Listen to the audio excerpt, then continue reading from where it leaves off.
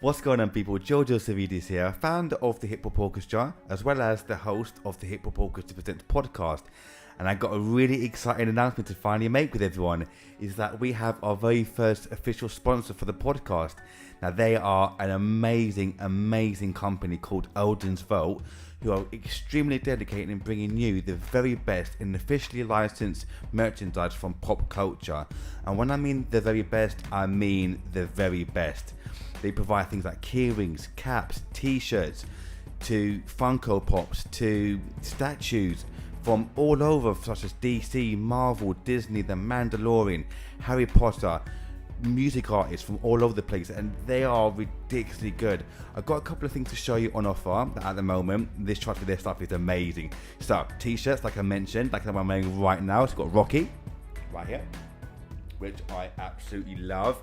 Or, like I said, also got Funko Pops as well, 3.75 inches and 10 inches. I've got a couple of 10 inches right here for you. I've got Post Malone right here, and I've also got Biggie right here, who I absolutely love. These are so sick.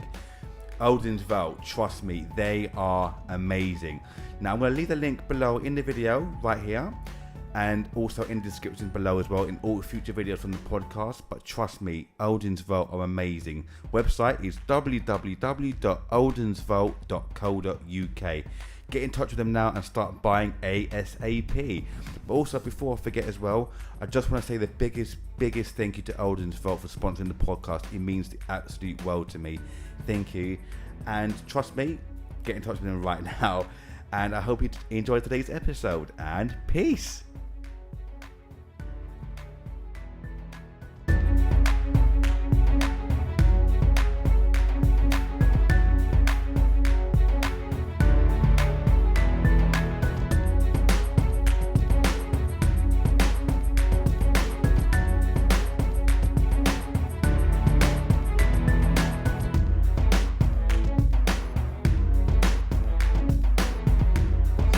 Welcome to an amazing brand new episode of the Hip Hop Orchestra. We got really exciting guest today, BAFTA Cymru award-winning composer Alexandra Harwood. How are you? Okay? I'm good. Thank you so much for having me on the show. That's my pleasure. How's things? Okay? Yeah, it's all good. Just surviving this weird time and trying to kind of work. I think my work is, I think composers often feel that we're locked down permanently anyway. Mm-hmm. So in a way, like, life doesn't change that much, but it is a kind of strange time, isn't it? It's just odd for everybody. It really is. I mean, I want to ask you actually, do you work from home with them? Have you always worked from home, or do you tend to go to studios that are quite near So you? my studio, I mean, obviously I can't show you, can I, physically, but I am in my studio right now, and it is in my home. So I had a choice of, about, 8 years ago, I came out of film school. That was like a second master's for me, 30 years after my first. But I had a choice of building a studio in the garden or my house, or so I thought I did. But we live under a flight path in London. Oh, And when I wow. went into the garden to kind of like measure the decibels, it was so loud. It's 100 decibels, which was much louder than they print on paper. And the walls would have had to have been so thick to build a soundproof studio, and I didn't want to kind of be in an enclosed claustrophobic space, whereas I'm in a pretty typical mid-terrace Victorian house, so it's got one of those like long double sitting rooms, and I already had a grand piano in that sitting room, so we just kind of put the grand piano into the middle of the two sitting rooms. My studio is one end and the sitting room is the other. Oh, And because wow. I've got grown-up kids, it just about works, they get out Yeah. of my way when I'm working, and Oh, good. watch TV in the evenings. Oh, It's like, nice. but I it's mean, quite nice being at home. I think I know lots and lots of composers go to studios to work, which is, I just can't get my head around it for myself, because when I take a break, mhm. I like the fact that I can, well, obviously I can go make a cup of tea, but I can do things in the house that might need to be done, or I could pop to the shops or put on laundry. I quite like that, just being able to do something to take a quick break and then come back to work. Oh, yeah, I wanted to ask you about that actually. Do you find that your ideas are better when you're at home in a more relaxed situation, or sometimes if you had to go, say, out of your comfort zone to, say, a different studio, Yeah. are your ideas different then as well? Or how does Yeah, it work for you? that's a good question. So I don't think I've ever, I'm just trying to think this one through. I don't think I've ever worked in another studio. So that's number one. So I've only worked at home in my home studio. But I think, funnily, like if I'm in the middle of an idea and I'm more like orchestrating and kind of in it, then I'm fine and my workflow is fine. If I am slightly stuck for an idea, then I can sit at my studio all day long. But the time that I then normally get the best ideas is when I stand up and either go make a cup of tea or walk my dog, or it's always that moment when I've walked away that the back of my brain seems to be ticking over when I'm not even realizing. I think that's quite common amongst a lot of people, isn't it? It is, yeah. Yeah, go on. No, sorry, I keep you interrupting because I want to ask you a million questions. Sorry. I know. I was watching your Northern Ballet video for Geisha, how I came across, and you remember you mentioned on there that you get up half past 7 to 8 o'clock in the morning, you walk your dog, and that's how you always start your day, with a cup of coffee as well. Oh. Do you still do that now as well? Yeah, always. Yeah. I mean, so I've had, in my life so far as an adult, I've had 2 dogs. So my first dog was a black lab, and I wasn't composing so much during that dog's life because I had, so basically I trained classically. I was at the Royal College of Music. This is now 30 years ago. Then I went to Juilliard and did my master's. This was all in classical composing, which is kind of what I was.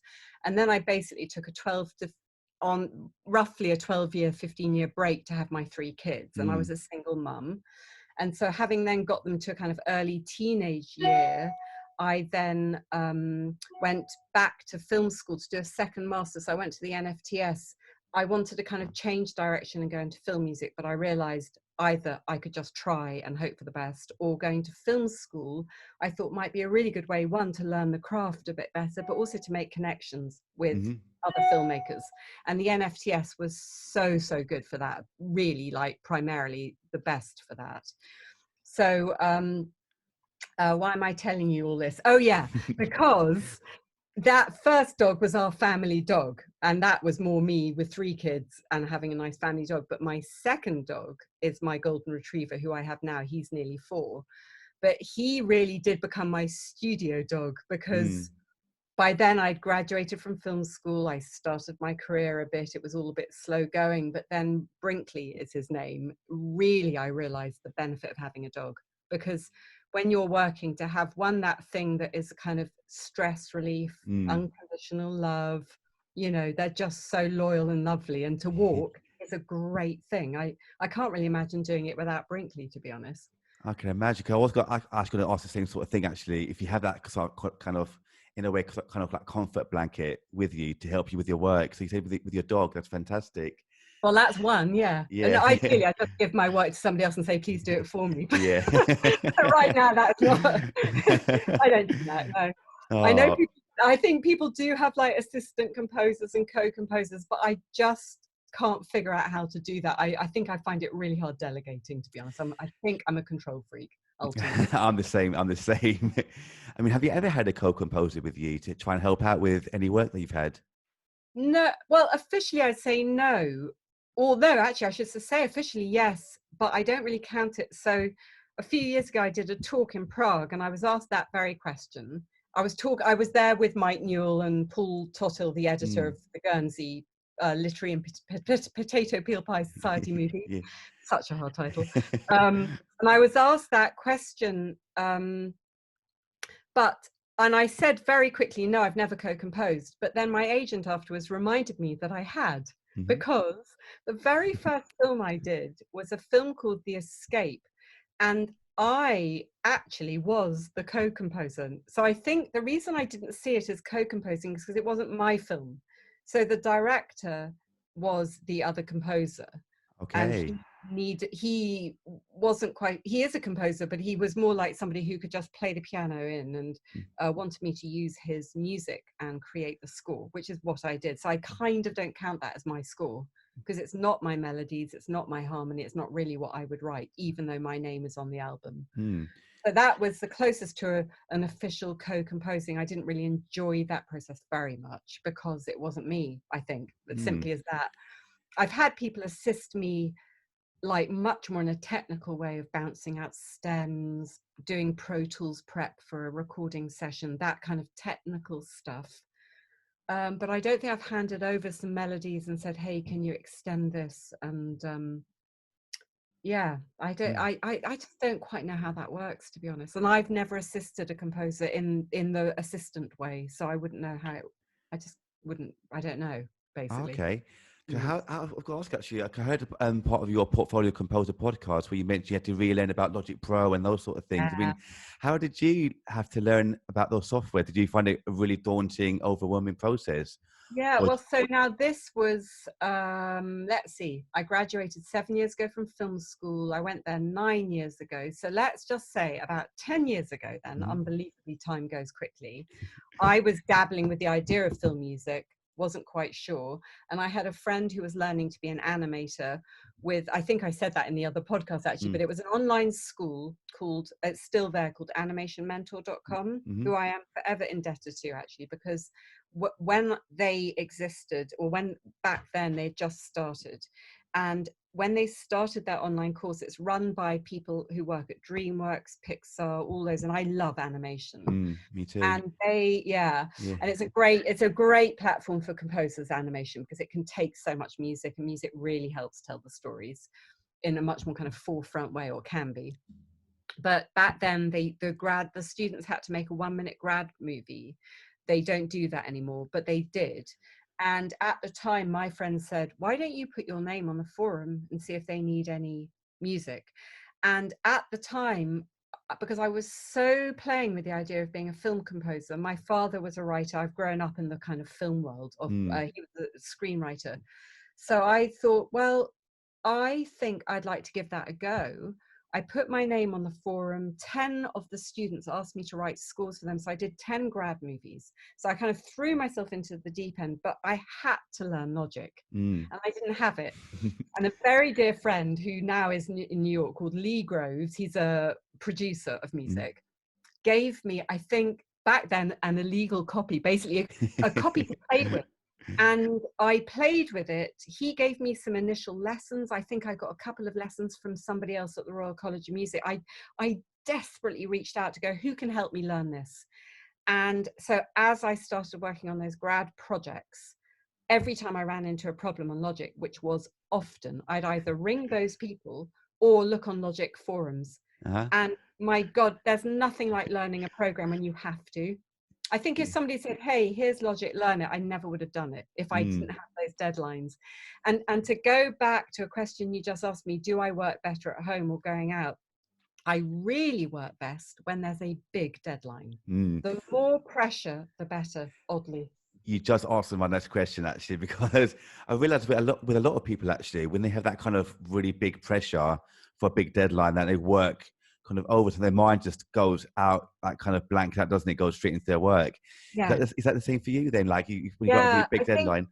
I think that the great thing about deadlines, and particularly pressure when it's built coming up to the deadline, and I remember being like this when I did my A levels, that the moment, for me, this is personally, and maybe other people, but the moment that pressure starts building up, I think what happens is it takes away that time where one could dwell and be too much of a perfectionist, or when your inner demons creep in and going, oh, that's no good, try again. When you're under real pressure, you don't have time for that. Mm. So in a way, it's slightly liberating, oddly, because you just have to put the idea down, and more often than not, or not always, but more often than not, you kind of get it right because you're not thinking too much. It's true. I mean, I want to ask actually, Yeah. I'm kind of skipping like a bunch of my questions actually, but I kind of want to add to what you just said there. And in terms of projects that you've worked on in the past, and even obviously to this day as well, obviously you've worked on things like Thatcher, All Creatures Great and Small, the Guernsey project, like you said, literally Potato Peel Society, Growing Up Well done, Wild. well done. Yeah. Yeah. What is the kind of average time length that you do get to work on a project? I mean, I know, as if I'm correct, that composers are the kind of last people to work on a project, whether it's a documentary or a film Oh, or so forth. How long do you roughly get to work on a project such as these or any other project? well, okay, so a good question, and it does really, really vary, obviously, Mm. project to project type of thing. So often, I mean, I honestly, I could say that every project has been so different. I could tell you about kind of each of them in a sense, because this is just a good example, if that's, you know, of interest to you, but it's a good example of how varied this can be. I know that, like, if you've got a relationship with a director, and that director or producer wants you on board at the beginning of a project in the pre-development stage, Mhm. then obviously you get a very, very long time, because you are there in a sense developing the sound world with them as they are developing their idea and script. And that obviously is a kind of like rare but wonderful thing, because you are getting to develop a world with them. And sometimes then they'll film with your music in mind, or so. But this hasn't happened to me too often yet, particularly obviously, I guess, because my career is pretty new. I haven't established those kind of relationships that could, in theory, repeat themselves. I would like to, but, you know, it hasn't quite happened. So I can give you some examples. So that very first film, Escape, I was a replacement composer. They'd got rid of the first composer, because it wasn't working. That happens. Then this director wanted to kind of co-compose the score. I had 1 week, because they'd already locked and got rid of a composer. I had 1 week to write a 40-minute score. Wow. But that was obviously extraordinarily unusual. And in a way, it wasn't so hard for me other than time, because I already had his material to work with. It wasn't like I was having to come up with brand new ideas on my own. I was arranging and extending some like little motifs he had written. So that's very unusual. Then Guernsey, the Guernsey movie, was my next big project. Oh, actually, I had a Disney film before that. So how long did I have on the Disney? That was a nature documentary. I think I was on that for a good couple of months, but kind of working alongside the editors. So sometimes, you know, you're getting to send music whilst they're editing. And that's happening to me right now, which I can tell you the project I'm on right now. But the Guernsey movie was also an extraordinary and not usual situation, that my agent, I just signed with my agent. She had suggested me to one of the producers. There were 3 producers, but this was just as they were filming the film. And my music, some of my other music, was sent off to these producers. They were slightly interested. Then Mike Newell, the director, was given my music and to listen to, and the editor, Paul Tottle, started to put my music that I hadn't written obviously to picture, but just like this other music, they started putting it on the timeline as they were doing the assembly edit whilst filming. So at the end of each day when a movie is being made, the editor or assistant editors will be putting together the footage filmed that day to kind of get a feel for it, you know, in these kind of very early rough cuts. And they normally do it in the sequence of the script. Later, they can muck about with the script and the order of scenes. But in that early stage, they'll do it in the order. And I was very, very lucky that they were using my music that early on and that it started to work, because they started getting attached to it. That's like a dream scenario. Then, though, because I was a sight unknown, it took 7 months for me to get the job officially. So during the 7 months, I worked with Mike on the film without even having the job yet, because we were hoping to get the film for me. So I just started writing to picture with him, working with him. But it was all the kind of bigger studios are going, oh, well, we're not sure, we don't know who she is, we want you to meet other composers. And eventually I was lucky enough to land the film. And I think it was really hugely thanks to Mike Newell for believing in me, to be honest, because I was an unknown. He was old enough to know that he could fight for me, because I think a lot of young directors have other fights they have to fight. So you're not always going to fight for everybody that you want. It's sometimes impossible. You know, studios say, no, we don't want that person, or producers. It's so political. So I was very, very lucky with that. But it was an unusual experience, because in a sense, I was on that film for like 9 months. I think by the time I got the movie, I had 6 weeks to finish the score, but a lot of it was done, and then we recorded it with an orchestra. That's fantastic. I mean, what was the mindset then? Because you had to wait for 7 months for it to fully be confirmed. I mean, were you thinking, it was a killer.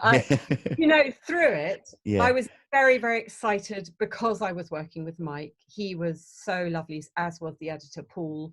There were these various meetings with producers. You know, it was a real up and down emotional roller coaster.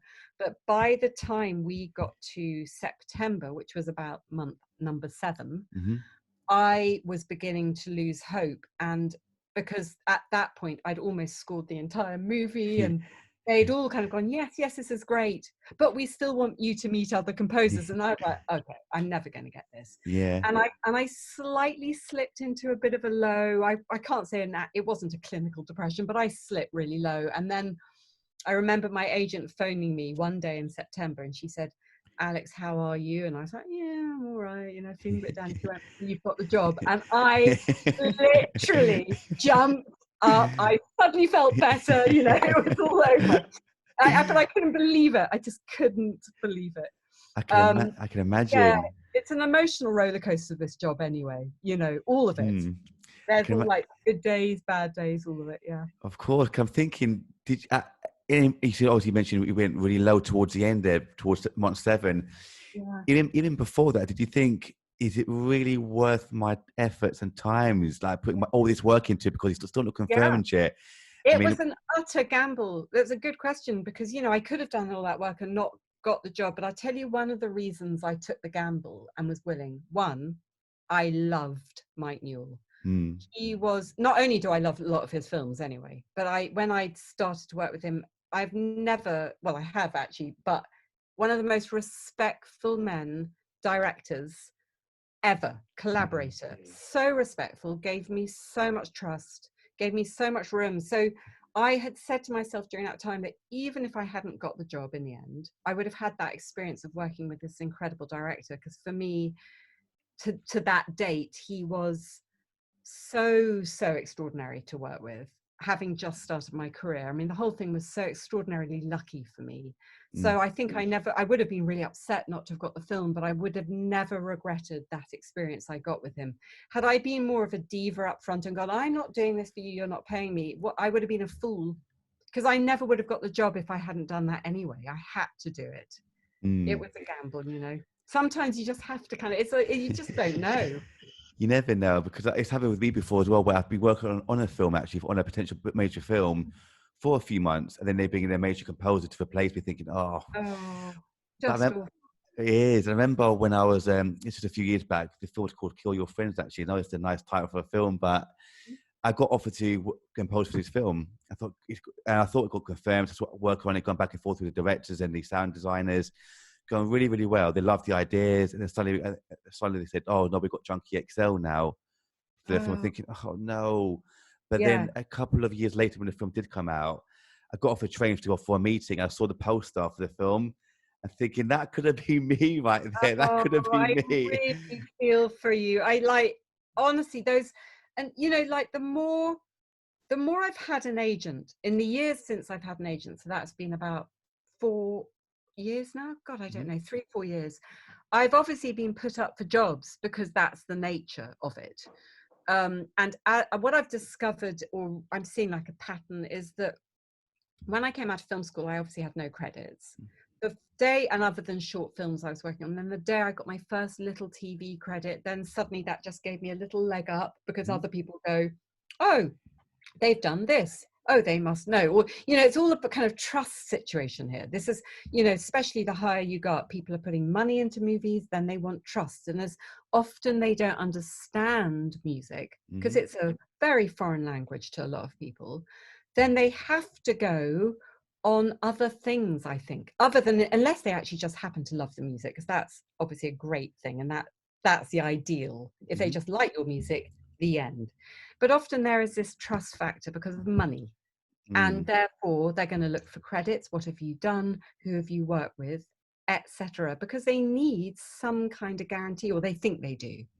That's why Mike Newell was very, very brave to work with me, because I think for Mike, that I had gone to Juilliard for my first master's. Mike is of a generation where he really understood what that meant, as in it's such an incredible school. It's probably the top in the world for musical training. And I think Mike knew that, and he respects and loves classical music. He had an understanding for that. So I think that was really what was one of the things that made Mike trust me, because he knew my training meant what it meant.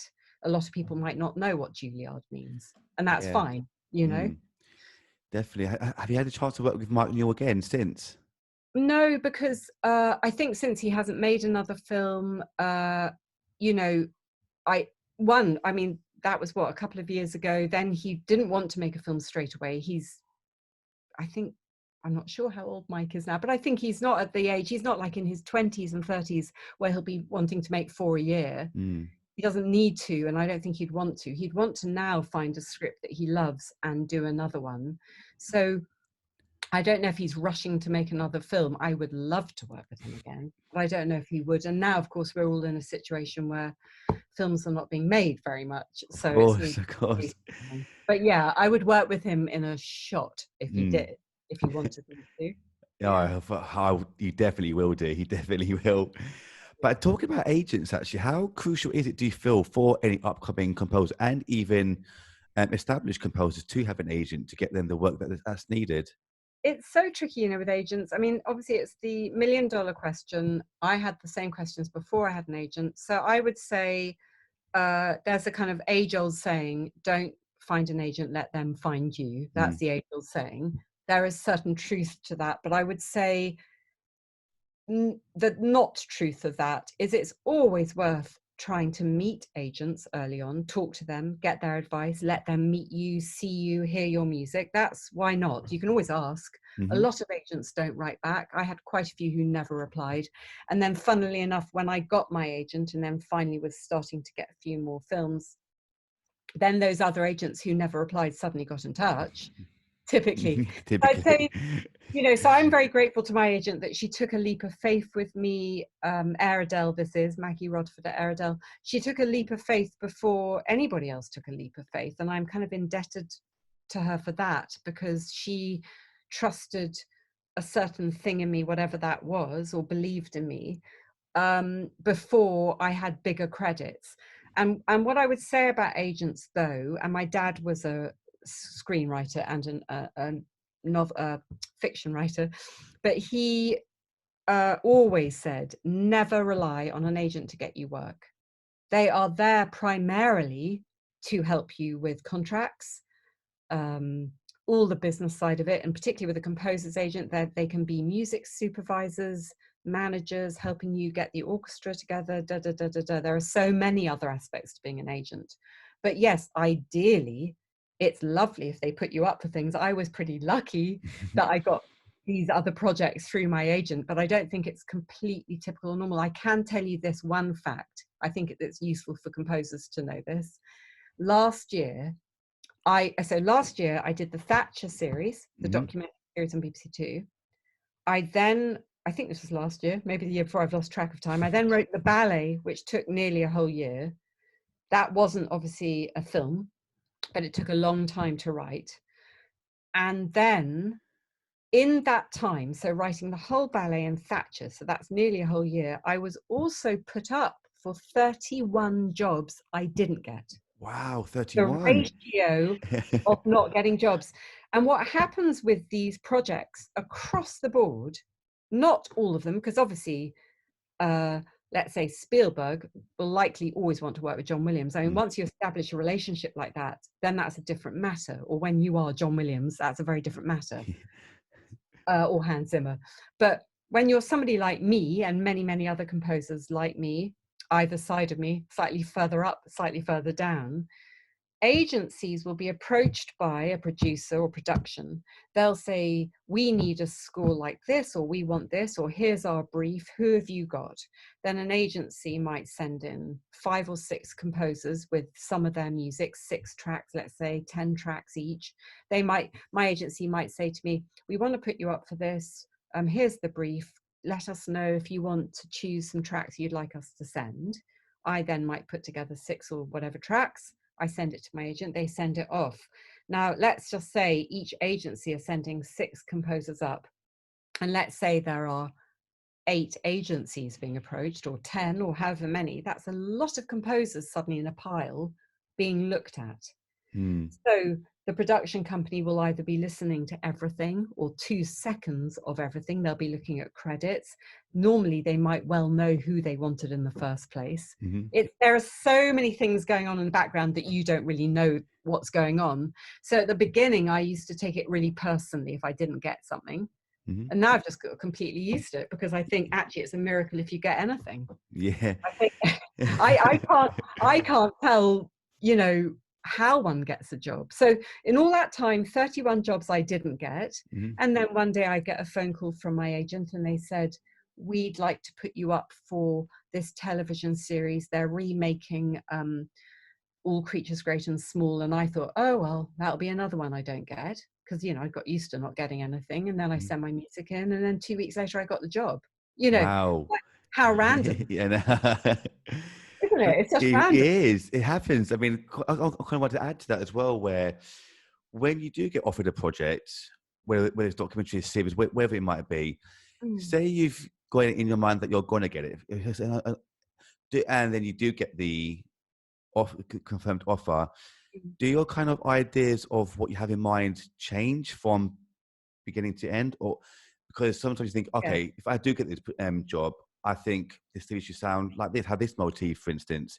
But when you do get this series, did it dramatically change, or did it kind of stay the same? I'd say dramatically change on average, because like say, if I could just kind of give you a general answer, dramatically change, because when you're given a brief, it's like a paragraph, or not even that. You know, you see one line on IMDb about the project you're going up for, and you go, oh, that looks good, or a good cast, or nice director, or good story, whatever it is that you feel that you're attached to. And then let's say you get the job, they like your music, and often they'll choose, you know, I think producers and directors, this again is such a general statement, but I'd say on average, if they hear your music, and certainly music that you've pitched or sent to them, they don't always have the imagination to know that you can do other styles or other things. You get pigeonholed. And therefore, if they're choosing you for the music you've sent, they often want music like that.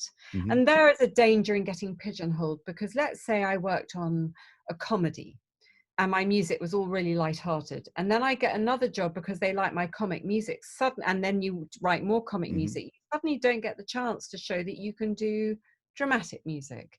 So I think the more you could do varied projects, the better, one for your own soul and spirit, quite frankly, but just not to get pigeonholed, you know. And an old friend of mine was James Horner, the composer. I grew up knowing him, his family. And James, I mean, it's hard for people to believe this, but he felt so pigeonholed by Titanic.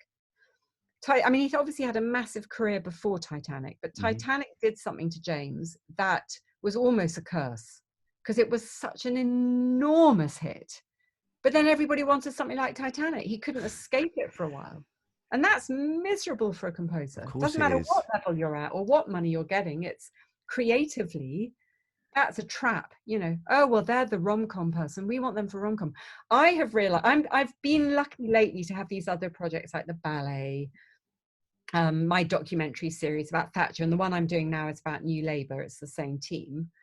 So luckily I'm getting a bit of variation. But if you look at the overall credits, I've done an awful lot of films and shows with animals in them. I've had like pet ones, The Secret Life of Kittens and Puppies, Growing Up Wild, which was the Disney one with baby animals in the wild. I've had All Creatures Great and Small. I'm the animal girl. It's like, oh my God. Because it's weird how you don't realise these things until afterwards, isn't it? Where you realize, like, I've done so many animal films now, programs. Yeah. I mean, that. Yeah. But that is one thing I wanted to ask you, actually, is how would you describe your own music to people? If you had to describe it, how would you describe it to people? Well, it's such a good question, you know, because I've got a classical career behind me, so I kind of know what I am classically. I would say, I mean, I can say one thing about my film music. Of any reviews that have come out about my music, which aren't like huge amount, but of the ones that did, mostly obviously for the Guernsey movie, and some for All Creatures, because All Creatures is about to open in America in January, so I think there'll be like a second wave of reviews. But so far, I think I've been, well, it's actually a huge flattery and honor to be likened to these people. It's but I think I see myself in this pocket, that my music is like, with great big quotation marks, Desplat, some people say James Horner. It's like, I suppose, the kind of slightly old-fashioned world with a bit of minimalism. The Guernsey movie, I think, was said to be kind of so very British. Funnily enough, I don't hear that in my music, but perhaps it is. But obviously there's this classical training I've got, so it must give it that kind of feeling when I'm not conscious of it, because I'm not very aware of my own voice. But I know I'm melodic. I'm not obviously a gritty electronic atmospheric composer, that I know. But if classically, my classical music, and geisha, obviously the ballet geisha for the Northern Ballet comes into this spectrum, I would say my biggest influences are Stravinsky, Prokofiev, Benjamin Britten, and various others. Actually, I'm going to throw Stephen Sondheim in there, even though he's obviously musicals, but he's also a classical composer. But I'm a big old mix of them. And somehow that must come over into my film music, whether I know it or not, because I can't exactly. I think the difference with film music is you're given temp music. And then you are often slightly steered in a direction you may or may not have gone, because they get attached to temp music. So they'll say, we want it like this. That is something I want to get into, actually, because as we know, a lot of people do use temp music, don't they? Say this is exactly what I want for the film. And yeah, how often do you have to work with that in terms of working with temp music? Is it very often? Yeah, nearly all the time. So I'd say I've been lucky a couple of times. So on Guernsey, like I said, I was very, very lucky, because primarily the temp music was me. It was actually quite hard replacing my own music, actually, weirdly, but it is, but that was, at least I knew that I kind of could, it was me. And then there was a couple of other cues on there that I had to kind of go near-ish. On the documentary I'm doing now, which is this New Labour documentary, 5 episodes, like Thatcher was. Funnily, this time, of course, they're temping using my Thatcher music. So that's kind of come with other problems, because the music for Thatcher doesn't quite belong on New Labour, but we're somehow in the same classical world. So that's been quite tricky. I found it really hard, actually, getting the right tone. But I've had plenty of projects where there is other music, and it's hard. It's sometimes great, because it's a very quick insight into what the director and producer want, rather than words. If they say, well, we want it happy, but with a little bit of undertone of tension, well, that could actually mean 1,000 things. But if you've got, if you've got picture, that, for me, I really prefer doing drama, because you've got picture, you can get right inside the characters. Documentary, obviously, you can be sent picture, but often, well, in these projects, I'm being used more like a library. I'm writing music before picture. I find that harder personally, but lots of people work that way. But it's hard without temp music, so it can be misleading, but it can also be an insight.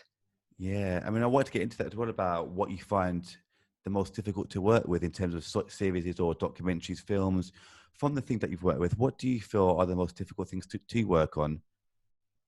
I can easily answer that. I mean, I don't know if I can easily say it. I'd say documentaries are the hardest for me, because ultimately, and on the ones I've worked, because not all documentaries are this way. I think feature documentaries are slightly different, because it's a little bit more akin to writing music for a film, drama film.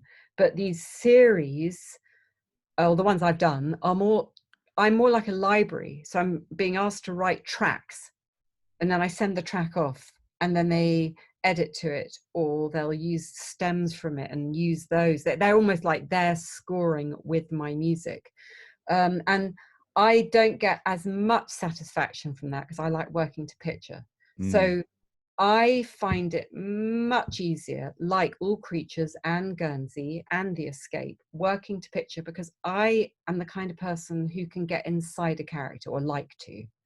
So there's a kind of empathy factor. But the more I can get inside a character, like an actor does, the better I think I can write, because then I'm inside the emotional need for that picture.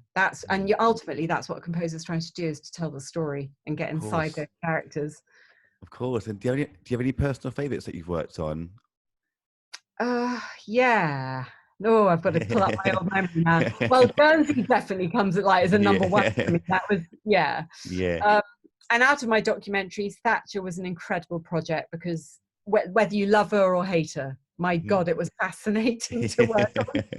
But Guernsey, All Creatures was a gift, actually. I mean, it's so charming and lovely, and It was just a bit of a delight to work on, actually. I mean, there was lots of kind of issues within it, but regarding the kind of world I was in, it was really nice, particularly during lockdown. I was on that project for 7 months, from this January to July, all the way through lockdown.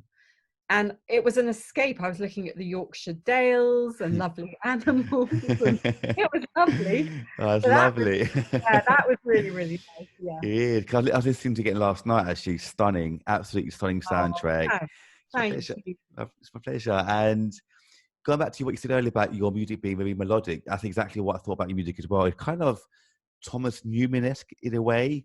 There's quite a bit of Thomas Newman in there, I think. Yeah. Yeah, because I realized. Often tempt with Newman, by the way. That's a common temp, yeah.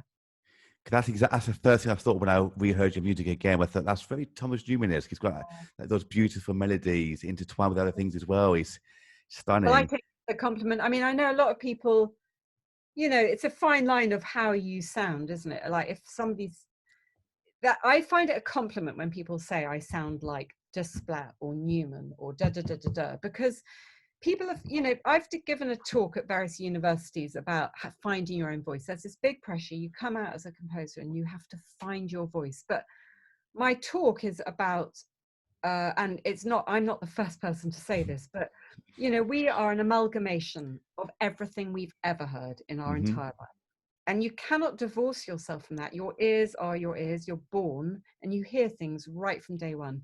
You hear things your parents play on the radio, on a record, on a whatever it is. You hear it from the beginning. And that is very likely to influence you from that day onwards.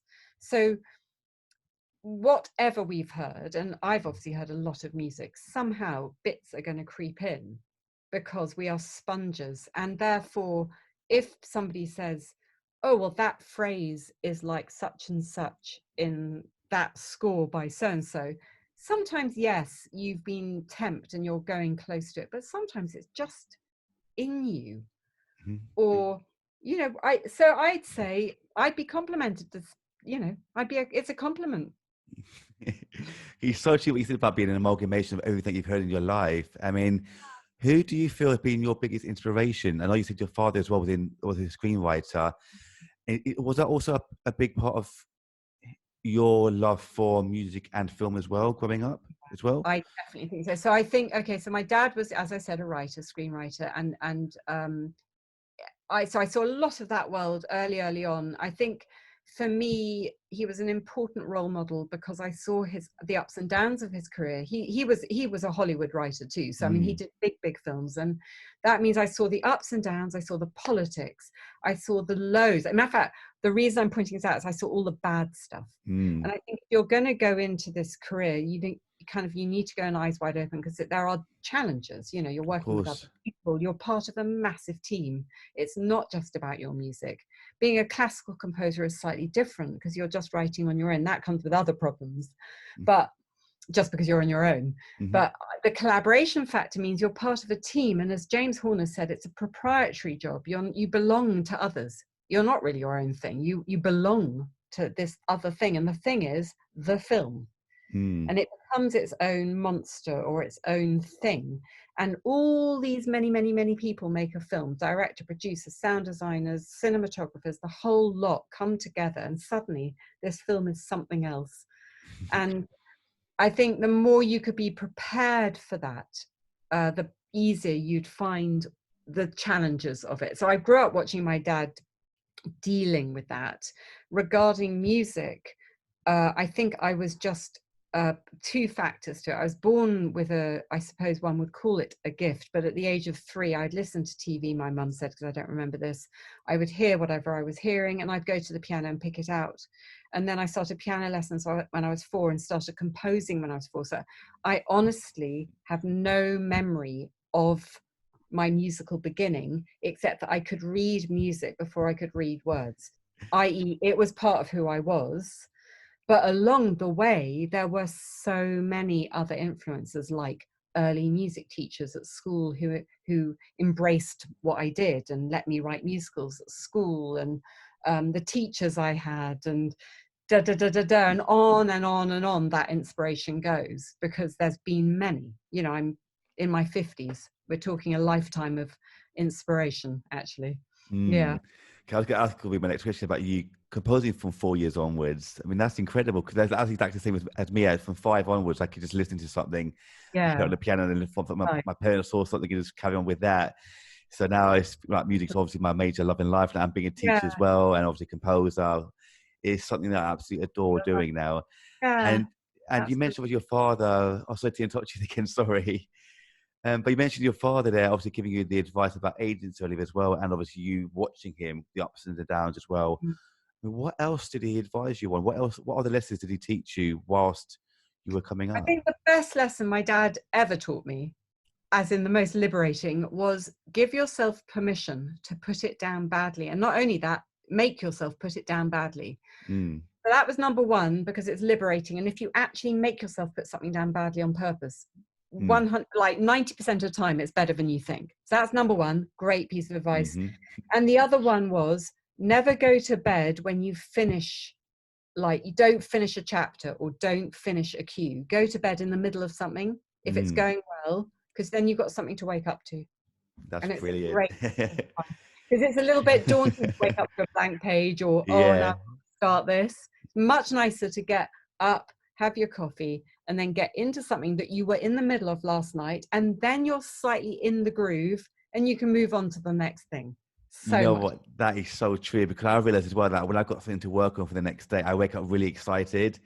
But I realize I get excited for life anyway because I know there's so much to learn, so much to do. So that's me, like an inherent thing that I've got in with me. But it's so true to finish something halfway, then wake up and carry on with it. Yeah, much better. It Yeah, is. yeah. And I know that you worked obviously in theatre as well. At Juilliard, you had the chance to work on on the theatre shows there. How was that for you? So, basically, yeah, my career, and especially growing, because Dad wrote plays as well. So my whole life was watching theatre films, da da da da. So it was all part of me. And so the moment I got to Juilliard, which it's kind of in 3 departments, the Juilliard. It's got the music department, the dance is very separate, and then the theatre. And I'm the kind of person that wants to do as much with other people as possible. So even though I was doing my classical music, I was apparently to this day the first composer and only composer to ever walk into the drama department and go, "Do you want some music?" Wow. So they were like, "Yeah." I couldn't believe I'd done that before. So anyway, I went in, and then that was my last year at Juilliard, because it was 2-year masters. So I did many of their productions, but then they employed me after I graduated as their resident composer. So that was my first job. And I ended up doing more productions, a lot of Shakespeare, and which I loved. And then my early career was doing that, some classical commissions, and also other theatre productions in London and Manchester.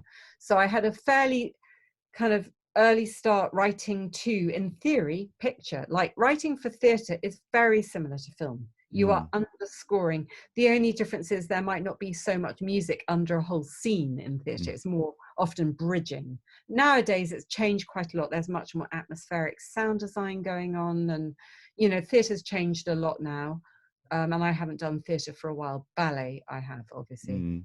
But it was lovely back then. I loved it. Oh, that's brilliant. And you mentioned obviously giving talks as well. I'll go back to July in a second, actually. But you mentioned about giving talks as well to various places. How do you find giving talks to places? Do you feel it very nerve-wracking, or do you feel it quite comfortable giving it? Oddly, I love it. I mean, I don't know if it's come with age. Maybe it's come with age. I think when you get older, you just start not caring so much what people think. Maybe. But I probably do care what people think. But I try. I think it's got easier. Yeah. Much easier than when I was 20. And I wasn't very confident in my 20s. I don't think I could have survived the film world back then. I'm glad I waited till now. But yeah, I like talking, because in the end, those people who are listening to you, and let's say it's university students, they're wanting to know, mostly the ones who are looking up to the sky or on their phones. Well, that's, yeah. I always wonder, why are they there? Why are they at school? That's fine. But the ones who really want to know are such a joy to talk to, because, even if I think all of us have a kind of imposter syndrome, or you can have that feeling of like, well, what do I know? Why do people care what I know about? And, and that is often in me, and I know it's in many, many other people. But in the end, my experience is my experience. So if people want to know what I've experienced, yeah, I'm happy to share that. It may or may not help them, but I'm really happy to share it, you know. It's It's so true. just one way that, you know, it's just one of many ways that things can happen. It's true, because I know that you taught for many years as well, didn't you? When you mentioned earlier, you took that sort of 15-year break in between bits, obviously to have your family. And how did you find that teaching period for you? So yeah, I was very grateful for that break, because I'd been, you know, as you said, a single parent for many years, and then I was, so let's say, I don't know, I can't remember, time's kind of whizzing by in this world, but at some point during my kids' life, I got divorced, sadly. And then I obviously needed to kind of earn a living more than I did when I was married, as in on my own. I had to stand on my own 2 feet. And that was one of the things that drove me forward to kind of like future plan, how am I going to raise these 3 kids on my own and get a career going? Because I'm going to have to get a career going, that I knew. And so that was all part of my kind of planning forward about going to film school. But in the first break I got was taking my daughter, who was quite young, my middle kid, to a ballet lesson, and bumped into an old friend who I knew at through Cambridge. I had a lot of friends at Cambridge. I wasn't there myself, but I had friends. And we bumped into you. I was like, oh my God, it's been like 30 years, chat. Wow. And his daughter was at ballet class. And somehow we got chatting. He said, what are you doing? And I was like, you know, I probably said, oh, I'm just trying to get a career going or something to that effect. And he said, well, I'm head of music at St. Paul's School for boys. Wow. And I was like, oh my God. So a couple of weeks later, he emailed me and said, do you want to come and teach music theory? We need a theory teacher. And I was like, yes. Yeah. So that was a break for me, because I could do it part-time while still raising my kids. They were only young teenagers at that point. They were like, I don't know, 12, 10 and 8. So I was able to go 2 days a week or 3 days, teach theory to the boys at St. Paul's. That got my brain thinking again about music. I hadn't thought about music in that much depth for a while. And that was really good for me. And I was surrounded by other teachers coming in, peripatetic teachers teaching their instruments. Most of them were professional musicians. Some of them people I'd known from my past. It was great. So it kind of got me reconnected with the musical world. And then after 4 years of teaching theory, which, come on, let's face it, music theory is not the most delightful subject in the world, but important, but not delightful. It was at that point I thought, okay, I have got to get back to composing. And that's what led me to apply to film school. Incredible. And Royal College of Music, wasn't it? You did. And Royal College of Music was before Juilliard. So 30 years ago, okay. I undergrad at the Royal College. I left school. I was at BDEL, went to do my undergrad at the Royal College for 4 years. Then I went to Juilliard and did a master's. And then I had my kids. And then 15 years later, in my 40s, I went to the National Film and Television School. Yeah. To do that master's. Wow. Yeah. I mean, how was your time there at all 3 places? Must have been incredible for you. All of them awesome. I think I realized I could be at a learning institution for the rest of my life. I love learning. I'm a good student. I love it. So I like the whole thing of camaraderie with your friends. So obviously the Royal College of Music I was the same age as everybody, and we were all just like loving learning music, being in London, having a great time. And I learned loads. I had this teacher, Joseph Horowitz, who gave me the most solid foundation that any composer could ever get. So I'm always grateful to Joe for that. As a matter of fact, I remember my first lesson with him, walking in, and he said, almost the very first thing he said is, you are not a composer yet. And I remember crumbling into this like tiny little pile, like I felt destroyed. and then he built me up. So that was cool. Yeah. Obviously going to Juilliard in New York. Well, I did 1 year at UCLA, but I didn't like living in LA at that time. But I had a great teacher in LA, Bill Kraft, and he was the percussionist, timpani player for the LA Philharmonic. And he was the one that said, Alex, apply to the Juilliard, and if you can get in, go there. So I'm forever grateful to Bill. Got to Juilliard. Obviously, living in New York was great. I love New York. So I lived there for nearly, I think, 8 years. Wow. Met my ex-husband. He was an opera singer at the Juilliard. So it was just such an incredible time. And I really love New York City more than just about anything. It was an amazing time. And then I did the theatre music there, and it was just fantastic. And then moving back to London, I found it quite hard at first, like the culture shock of coming back to England. But obviously I've been here now for 24 years, back in England. And going to the National Film and Television School was this incredible thing for me, because one, you know, most of the people there were, let's say, mid-20s to mid-30s. I was 44 when I went there, but I've never felt the age gap. I was treated the exact same by my friends. We were all learning film together, so it was equal playing field, incredibly supportive, and making films together. It was just like heaven, actually. That is amazing. I can't wait to get into New York as well, about how you found it then. You said you found it was amazing. 8 years you lived there. New York, yeah. Oh, I Yeah. love that city. I mean, it's changed a lot. My daughter lived there last year. She had to move back just during lockdown, but it's changed a lot, New York. It's expensive, much more expensive than it used to be when I lived there.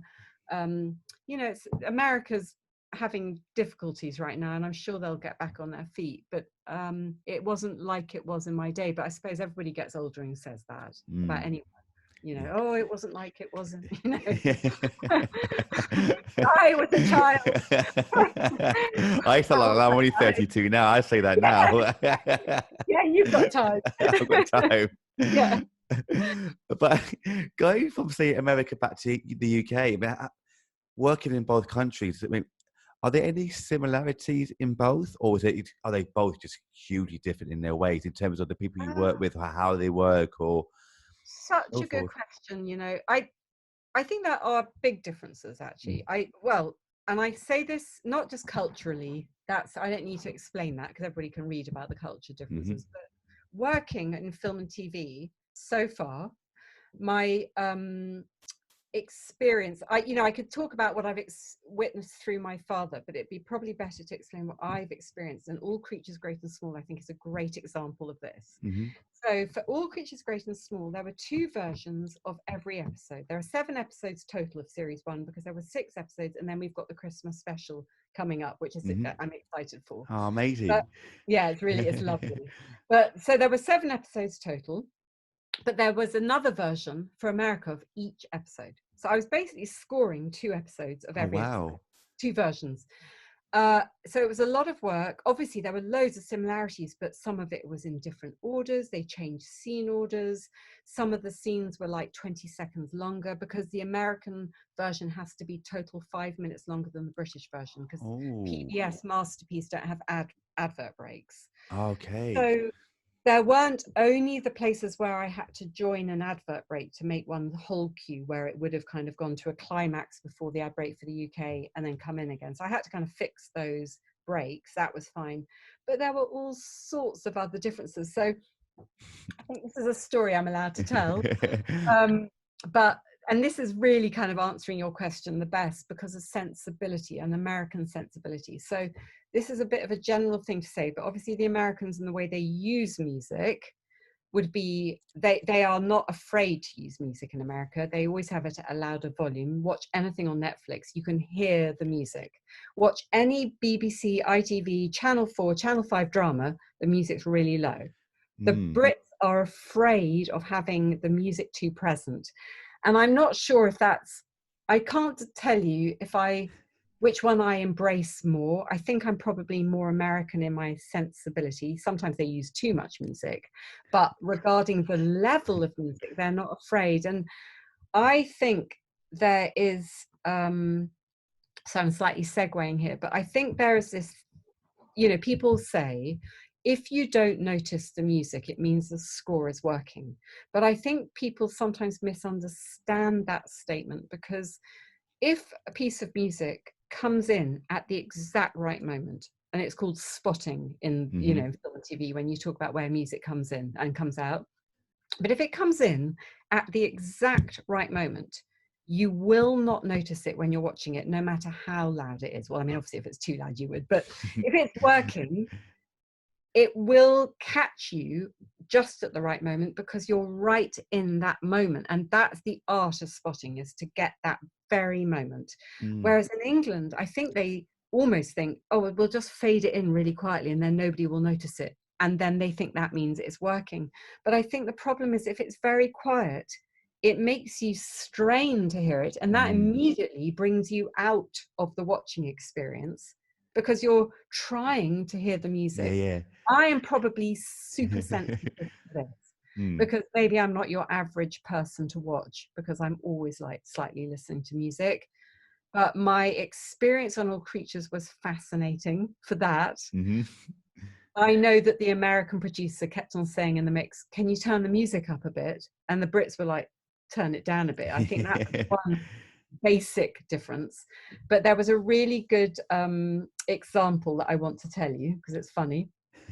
We scored the whole of episode 1 for the UK and the US version, and it was all done and everybody agreed on everything, finished.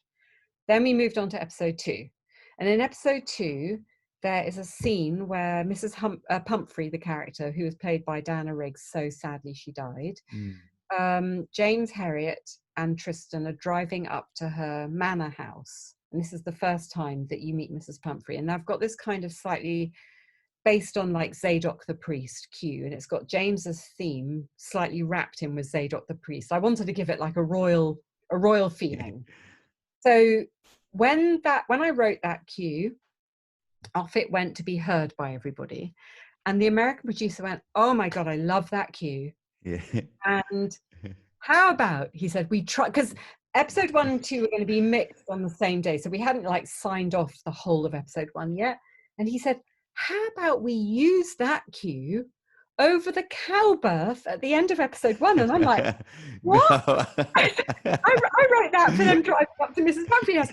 But actually, it is what happened in the end. So we've got Mrs. Pumphrey's music over the cow birth for the American version. But we had a different cue for the English one because they felt it was too much for the UK version. So this happened a lot during the series. There was this kind of difference of sensibility. I think the Americans they embrace and love emotion. They're not afraid of milking emotion or feeling it for. And the Brits are a little bit more sensitive. They want it a little bit more subtle. And I don't think there's a right or wrong, actually. It's a sensibility. It's taste. And maybe the Brits would go, what the hell is this? If we had done that on the British version, they probably would have.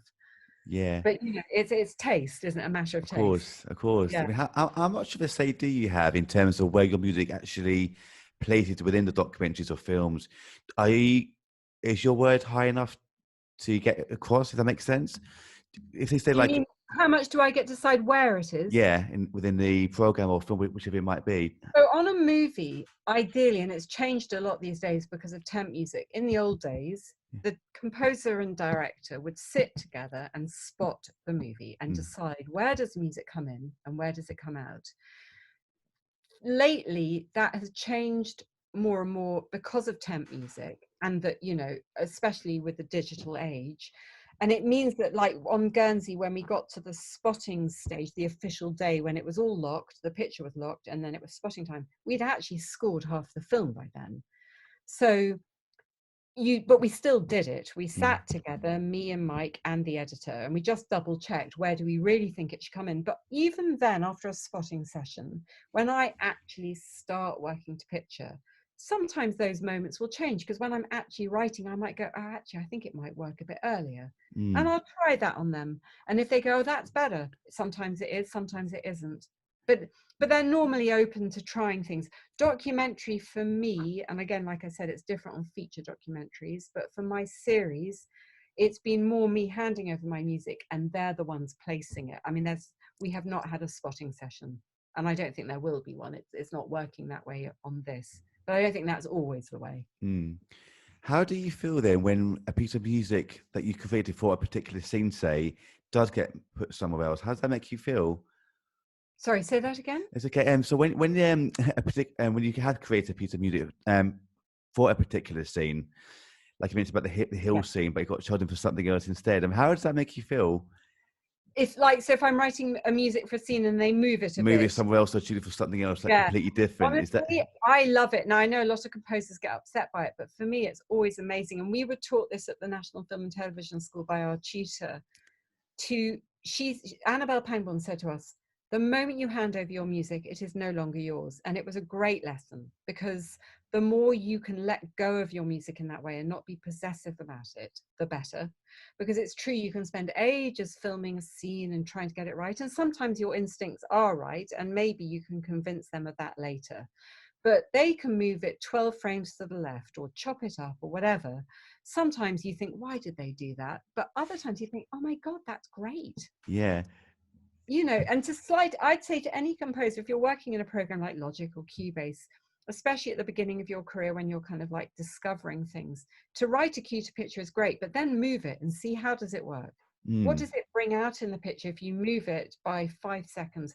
So like on All Creatures in the Christmas special, there is a big cue in the middle of it. It's like, well, near the end actually, but it's a big cue, and God bless them, they took all the sound out during that cue. So it's quite a big moment for the music. For me, it was. But I wrote that very carefully to picture. It's about a 3-4 minute cue. And in the end, in the dub, they moved it quite significantly, and it took me ages to accept it. I was like, in my own self, I did say to them in an email, like, why? Because the thing with All Creatures, we had to work completely remotely. It was during lockdown. That caused other issues for all of us. You know, it took longer, it was harder work regarding communication, but we couldn't all be at the dub together. So when they moved that cue, I think that was one of the cues I cared about the most regarding where they moved it to, because I couldn't, like, it worked how they moved it, but I really liked how I originally did it. But in the end, that's where you just have to let go. Because what you know in the end is that when the audience watch it, they're never going to know those decisions. And half the time, people aren't aware of the music, which is what we went back to, you know, exactly, that it's supporting, as long as it works. I think if I'd watched it and gone, that doesn't work at all, I would have said that. But I don't, you know, these people do know what they're doing. Directors and producers aren't idiots as well. They, you know, they can make big decisions. Yeah. And when it comes to actually creating the music as well, sometimes we know sometimes accidents are the best results in the end. When it comes to creating your music, have you ever accidentally, I don't know, maybe played a wrong chord or a wrong note on something, but then it ends up being fantastic? Yeah, well, that's, you know, that goes back to my dad's advice: put it down badly, because ultimately that's your ultimate accident. And I'd say that's probably, yeah, I wrote a track yesterday for New Labour, and I don't know actually if it's being used yet because I've just sent it off for approval, but one note just came out loudly by mistake. I played it in quickly, but it's the note I like the most in the whole cue, is that one loud note. Yeah, it's lovely having mistakes. And when you start up a new piece of music as well, how do you kind of tend to start? Do you tend to start with, say, a melody and then build up from there, or do you kind of think of a structure in your mind and work from it from that way? How do you kind of tend to work when you create something brand new? Such a good question. Different every time. So like, you know, if I was told to write the theme tune for All Creatures Great and Small, that was really me going on a walk with my dog, and I came up with a melody and sang it into my phone. That was after, like, let's say the 5th version. It was us trying to find a melody, but when I finally got that melody, that was sung into my phone. Then I got home, played it in the piano, and then I started to orchestrate it. If I'm actually playing to picture, if it's a kind of classically based score, let's say, not electronic-y, then I might just get I'll either get a piano sound up on my studio, or I'd get a string ensemble patch, and I'll just start playing something in, even if I ended up reorchestrating it. Often it's piano for a sketch. In my studio, I've got my big studio desk with 3 screens. I can play, obviously, 2 picture, but behind me, which you can see obviously behind me, but I've got my grand piano, and over my grand piano, I've got a screen as well, so that if I want to, I can just play the real piano against it, because that's got a different feel.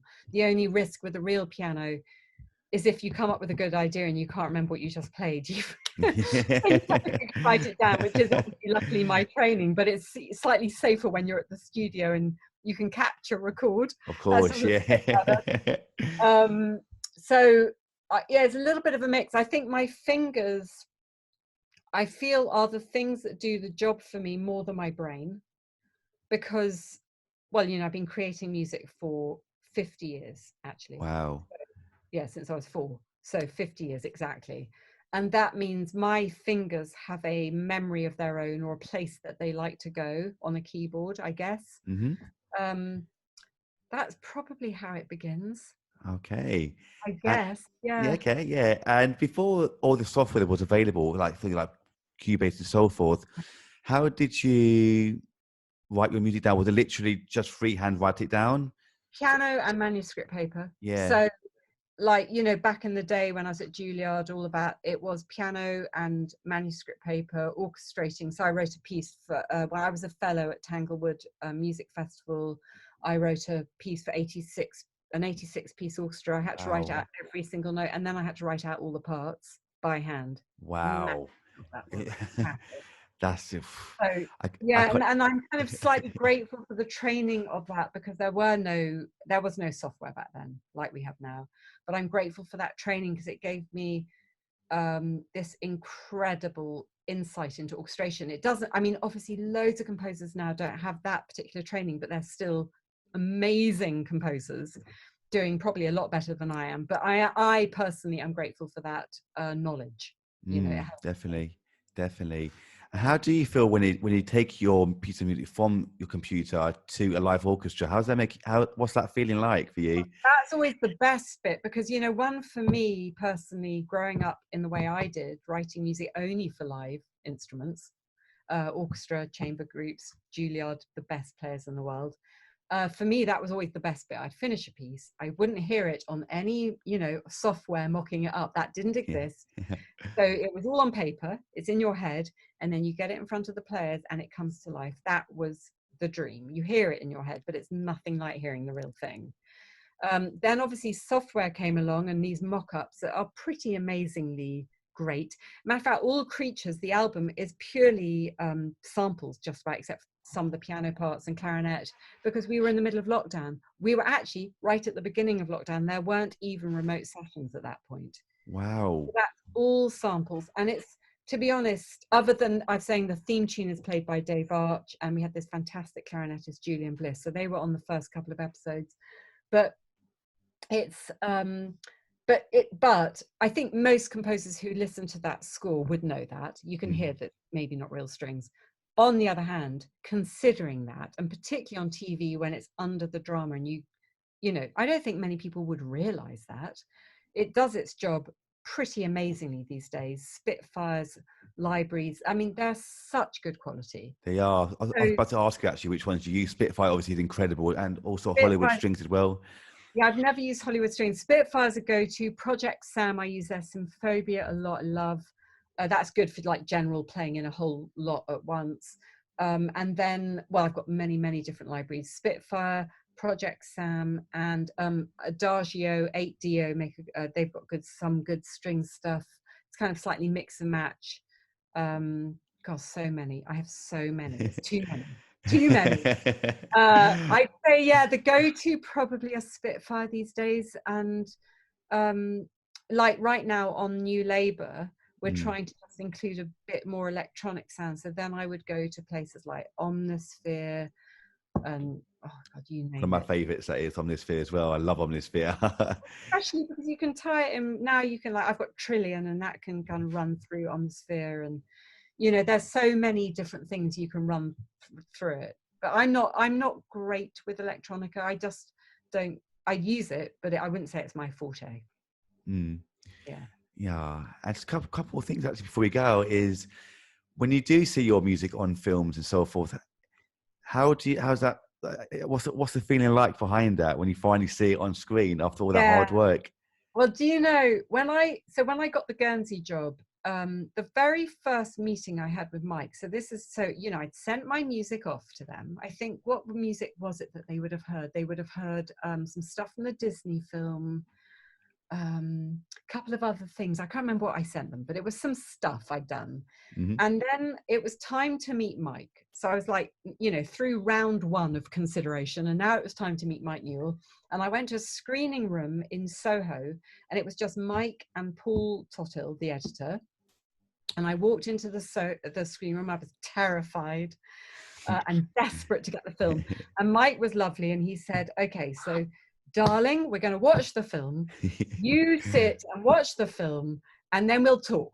Okay. So sat down in this little room on my own with Mike sitting there and Paul. I watched the whole film, and the first thing I hear is my music that I hadn't written to picture. It was my pen music. And that was probably one of the most exciting moments of my life, was to hear my music already on a film that I hadn't even written. So that was probably the best experience I've ever had regarding film. But with Guernsey being the one and only so far experience I've had of a bigger orchestra, 56 pieces it was. I mean, one, regarding the experience of an orchestra, of course, that's my comfort zone because of my classical upbringing. So it was like coming home. That's how it feels to me every time I have live musicians. They're my family. And whenever I'm with live musicians, I feel like I'm with my people.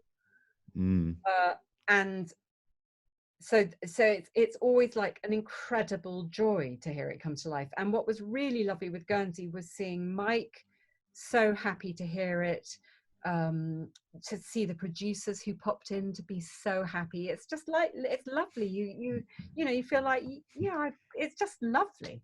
Yeah, can only imagine.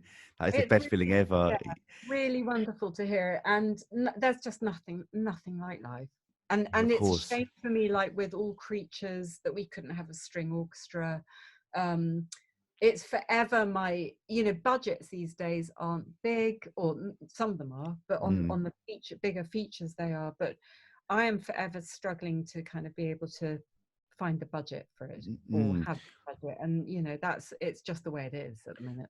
That is actually something I forgot to ask you, actually, is about the budget for these kind of things. I mean, are there any other things, including budget, that people might not have known about film composers that you need to do for your job? Say, put together the budget or size of orchestras or so forth. Are there things that people might not have realized that film composers need to do in order to complete their job? Yeah, I mean, I think, when I was beginning my career, obviously it was me doing that stuff. And so let's say when I did Disney Growing Up Wild, which is a nature documentary, there was a smallish budget. So I decided that I would spend, that was my decision. So I decided, okay, I'm going to spend some of my budget on a live group because I wanted to make it sound good. Matter of fact, I think I had to on the Disney contract. So I got together 12 strings, recorded it at Airedale Studios. Matter of fact, that's how I really kind of met Maggie. And then we combined, the engineer there, Nick Taylor at Airedale, mixed my score. So he mixed the live strings with my samples, and it made it sound like a great big orchestra. And so that really, really worked. But that was all me organizing it. I got a hold of a fixer called Hilary Skews. She got the players for me, and we kind of got it together. But once I got an agent, they, and especially on films like Guernsey, which are bigger, where there's a budget, then you get your fee, but hopefully you'll get this separate recording budget. I mean, it depends how the contract's done, or maybe it all comes out of the composer's fee, but either way, there should be enough money, hopefully, to cover the orchestra so that you're left with a fee. Otherwise, you're left with nothing. That's the balance, the composer's got to earn a living. So, it costs a lot of money. Each player has to have a session fee. You've got to then book the studio where, be it Air Lyndhurst up in North London, or Abbey Road, or it costs money, loads of money, much more than anybody would ever know. I was shocked when I did Disney that 12 strings for 4 hours and having it mixed was £14,000. Wow, 14,000. A lot. Because each player, it's a lot. So, but it's worth it if you've got the budget, because then it comes to life and is out. Obviously, if you've got your own home studio and people record their own individual players, that can be equally fantastic. Obviously, a bit cheaper, and so there's so many ways of doing it. But if you've got the budget for a whole orchestra, then you need, so that, let's say the agent will be the music supervisor for that, so they might get the fixer arranged who fixes each player for the orchestra. You might need, if the deadlines are tight on films, you'll have an orchestrator. So I could send over my fully orchestrated score, which I did in Logic, because obviously I am a classical composer, but I then give it to my incredible orchestrator Jeff Alexander. he then, of course, will not only put it into score, but he's a genius orchestrator, so he could always change a few bits here and there. He'd send it back to me. I would check the scores. So we collaborated a lot, me and Jeff, because he really understood my classical training. Some people obviously don't know how to orchestrate, so then the orchestrator does even more for them. It really depends on what you hand them. And then what else is, I mean, there's so many aspects. Then you have on a film, you'll have a music editor.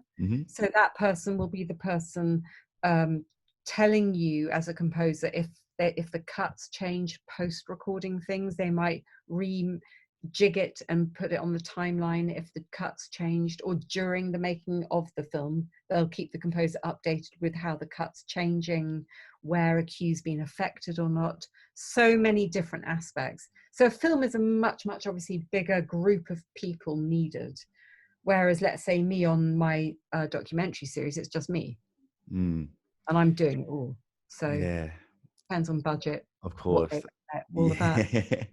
That's incredible. And £14,000 for 4 hours and 12 musicians, that figure just blow my mind. That's including the studio fee for 12 musicians, who are normally about £200 each so each player would get £200 for 3 hours. Let's say that's an average fee. So of course I had 4 hours, so that would be whatever it was, a bit more.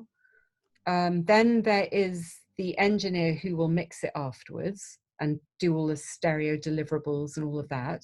That you don't have to do that. You could just record it and get all the audio files sent back to you, and you could mix it. Depends, what the budget is and what you want to spend your budget on. But when you have an agent, they might take over some of those decisions for you, but it's ultimately up to you what you want and what you're willing to spend money on or not. Ultimately, it's better to have live because it sounds good, but it's expensive. Of course. Yeah. I'll be saying at the start, actually, you tend to work from home. We prefer it. But with the ones that you've had the chance to work at, say, like Air Studios, do you have any particular favorites that you've had the chance to work in? Well, I've only so far in my little career, I've worked at Air up in North London, Air Lyndhurst, and then Air Adele. So Air Adele's the smallest studio. It's fantastic for smaller groups. So I did the 12 strings there.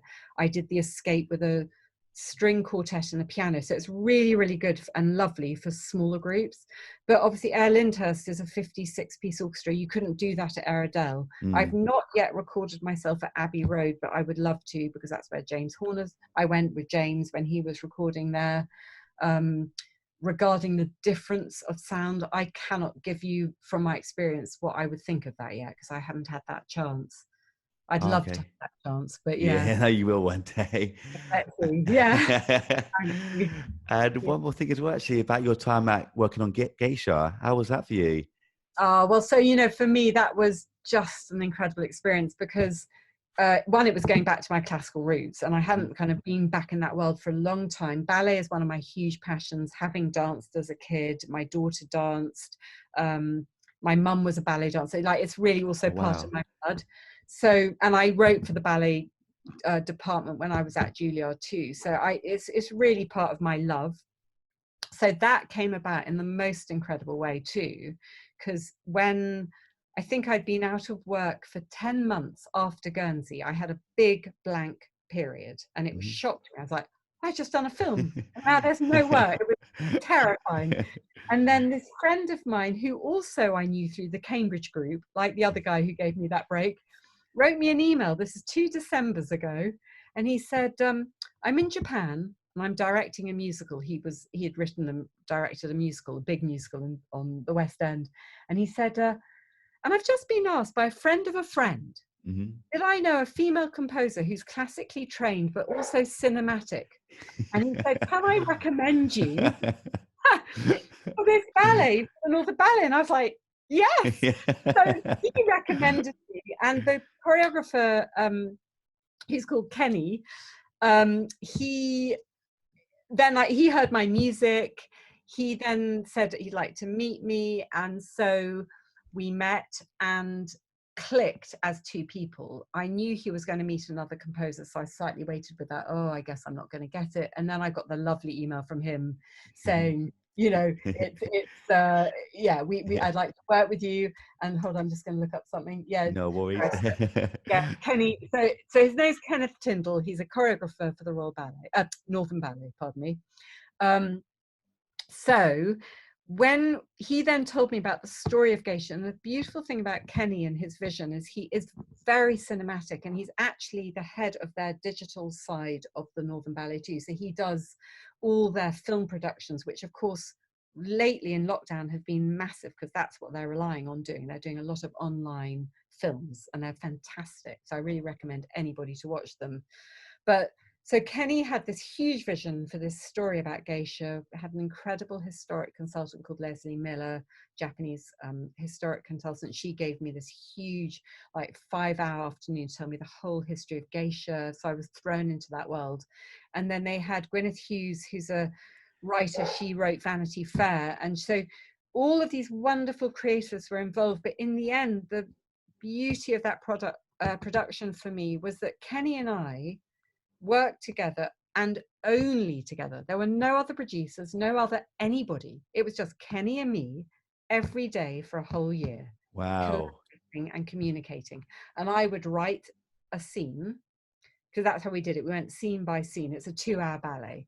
So I would send him a chunk. He would say yes or no, or why. If it was a no, why? Then, you know, and on and on we went. It was a proper collaboration, and the most exciting one I've probably ever done in that way.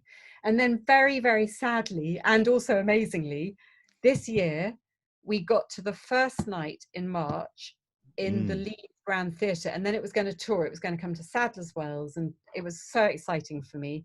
And the day after our opening night was lockdown. That was So March 14th, wasn't it? I think, yeah. Of the UK shut down. And we were very lucky to get the first night, because we got incredible reviews across all the papers. And my dog is barking. That's okay. Yeah, that's going to be in the podcast. That's fine. So that's Brinkley. So we were lucky though, because we got these incredible reviews, and hopefully that means that for the future, when it one day comes back, because I presume it will come back. 2 years or so, apparently, yeah. In 2022, yeah. Do you see that? I saw, yeah, on the website, yeah, and your website, that is 2022, right. Apparently, yeah. Did I put that on my website? I think so, yeah. Oh, that's interesting. Well, I don't know if it's confirmed, but that's the plan, I think. And, okay. and if it did happen, which at some point, I presume one day when theatres open, I presume COVID one day will be under control, however long that takes. But for us, it's a lovely thing, because knowing that it was well received, I think will help us put it on again. Just purely for the fact that the theatres who were going to show it will hopefully embrace it again. Because let's just say it made that first night and had terrible reviews. Maybe those theatres like Sadler's Wells will go, well, why do we want to put it on if it got really bad reviews? So I think we're both really lucky and grateful that it got good reviews, because I think it will ensure that it will be put on one day.